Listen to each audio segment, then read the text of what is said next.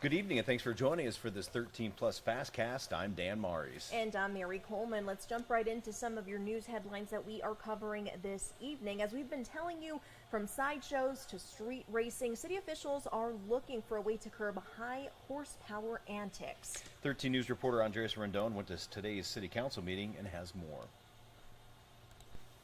Bringing the issue to the table is Councilwoman Nikki Lee, claiming that street racing raises more safety concerns, citing noise disturbances and even shootings. The city of Seattle is acting as a source of inspiration. Just this past summer, Seattle officials created legislation to install speed cameras and create designated restricted racing zones throughout the city. Councilwoman Lee hopes to apply a similar approach here in Tucson. Because Washington has their own laws, just like Arizona does, and Seattle has their own ordinances like we do. But the idea in general is, what could we use with technology, cameras, designating particular corridors, as no racing zones? What could we consider here in Tucson that might make sense for us, that falls within our laws? In 2015, Tucson had to adjust its city code after voters passed Proposition 201, which ended the use of red light cameras. Today, the city cannot rely on cameras alone to catch street racers or street takeovers, but they could use the footage if an officer witnessed a violation in person. TPD Chief Kazmar spoke on the issue and ways to resolve it. While disappointed, he says council members and leaders still need to consider all possible methods. I think it wasn't a perfect program, but I do think as a chief of police, it's unfortunate that we did disband and we voted to remove those cameras, because even as an issued offender of one of those tickets, I think largely, right, it's an unbiased way to conduct traffic enforcement, make sure people aren't running red lights and people aren't speeding. So I do see that as a net loss for the city, and it has made our streets less safe. That being said, I work for the community and the community has spoken. Solutions mentioned in today's session included an increase in impounding vehicles and communicating with drivers' insurance companies to let them know of their dangerous driving patterns. One other solution included driving in a different location. Talk to your loved ones, talk about it on social media. Make sure that your loved ones are not engaging in these activities. We do have raceways where people can go and do all the type of activities that we've been talking about today in a confined, controlled area where it's safe to do those things, not on city streets. The more and more people can look at those different resources that do exist and leverage them, I think the better.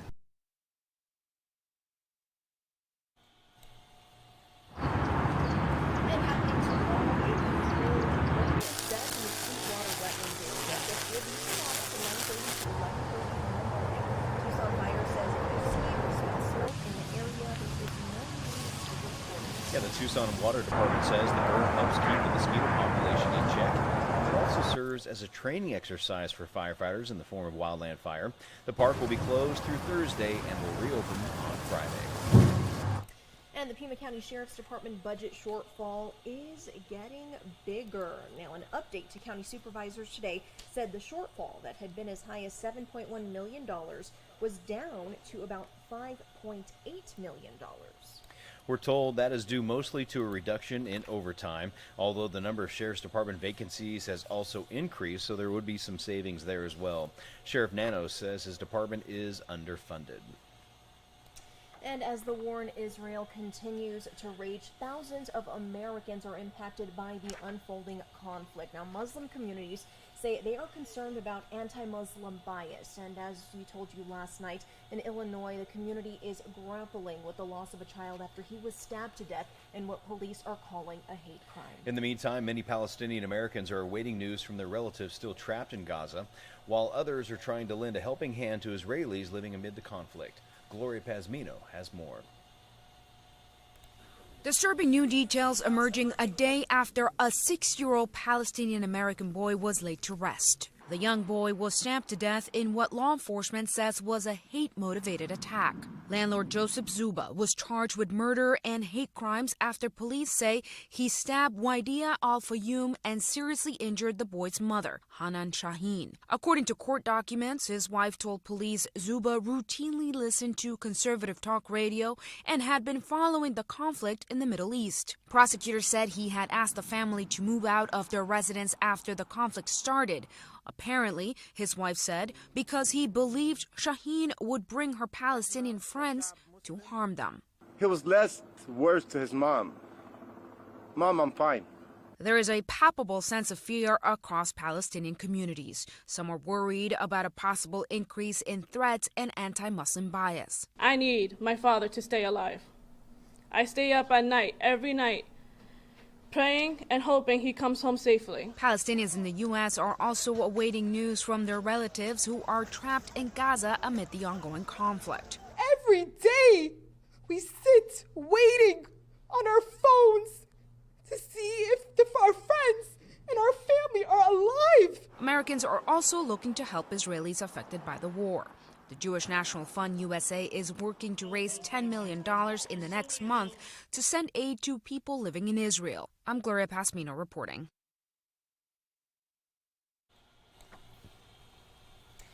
No one got everything they wanted in this package. We all gave some to get some, because what we did was put first the needs of our country.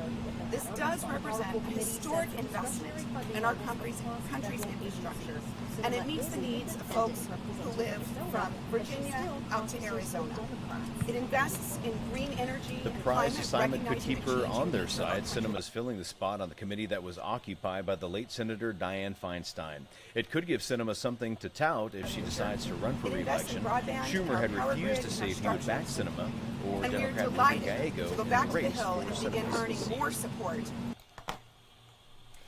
And now, Dan, I want to talk with everyone about tonight's crime files that we are covering. Earlier, we kind of spoke a little bit about it. We talked with the medical examiner about all the unidentified remains that are currently in Pima County. It's pretty wild to see. I had no idea there's that many. Yeah, over 1,200 that people haven't been able to identify. The latest, or excuse me, the earliest one was, I want to say 1965 or 1955. I'm going to have to double check, but we'll cover it in tonight's crime files. I want to show you guys some video of one of these cases. Now, this person was found last month near Tucson Mountain Park. This is a male, and they don't believe foul play is suspected, but they are reaching out to the public to try and get anyone to recognize these tattoos and these belongings that were found on this person. Again, this is one of more than 1,200 people who are currently unidentified in Pima County. There's a database that tracks all of this, and we'll tell you a little bit about that database. And you will hear from the medical examiner himself about what they do if, no one comes forward. Again, they are asking for the public for help in this case, but we will tell you what steps are taken next if they are not able to do that. Well, hopefully it leads to a break. That's tonight at 10. Absolutely. And switching gears now, we are seeing some incredible images from deep space here. Astronomers using the James Webb Telescope have for the first time spotted tiny quartz crystals containing silica near an exoplanet. Silica is a common particle found on beaches and is used to make glass. Scientists say they detected the crystals in some clouds of an exoplanet known as WASP-17b. It's located some 1,300 light years away from Earth. Researchers say they were pleasantly surprised to find the quartz particles in the clouds. Now, they say up until now, the atmospheres of most exoplanets contained magnesium, not quartz. So always learning something new from that James Webb Telescope. Always, and we love the U of A influence as well.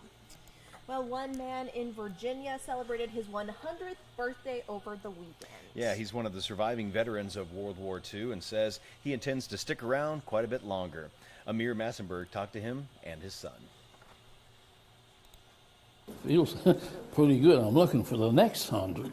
James Fincham celebrated his 100th birthday Sunday afternoon with family, friends, and loved ones at his assisted living home in Christiansburg. He says he was honored to have his closest people with him on his special day. I'm real proud of them, all of them. Proud of them. Fincham served as an aviation engineer for 2 years during World War II. His proud son, Jim Fincham, also served in the military and says, like any veteran, his father does not like to talk about his experiences in the war. The P-51s would land, and very often they were shot up already and leaking fuel. Many of them caught fire, and sometimes, and he always got the pilots out. And if they were on, the pilots sometimes were on fire too, and he'd pull them out, spray them down. He was quite heroic and all that. After 2 years in his platoon, he was then stationed in England and traveled across Europe after D-Day. Jim Fincham shares what his father says is the secret to a long life. No smoking, no drinking. Okay, I think I've heard that before. He says it's an honor to be able to tell his father happy 100th birthday. How many people do you know that can say happy 100th birthday, Dad? You know anybody can say that? Filcham spent the rest of the afternoon receiving gifts and eating cake with his guests at the party of the century. And a big happy birthday to him. Absolutely, what a feat. And he said, hey, no smoking and drinking, that's the key. I wish, that all of us could follow that. But hey, good for him. I love that he's lived to be 100 and lived a pretty good life, it sounds like. All those grandkids. Very cool. Well, we want to leave you tonight with a shot of Tucson, those beautiful city lights. This is looking down from Mount Bigelow, and if you look off to the right of the screen, just to the left of the trees, it almost looks like that could be a rain shaft. We had a few scattered showers today, so boy, and some lightning strikes as well. I was going to say, I was watching this earlier as I was setting up this newscast, and I saw some lightning out there, and I had to do a double take, and then I watched again, and I'm like, am I going crazy? Nope. I don't see it again. So, promise, it's been out there. Aaron's been calling this the obnoxious October because summer just doesn't want to let go. It doesn't. Well, we hope to see you in a couple of hours on 13 News live at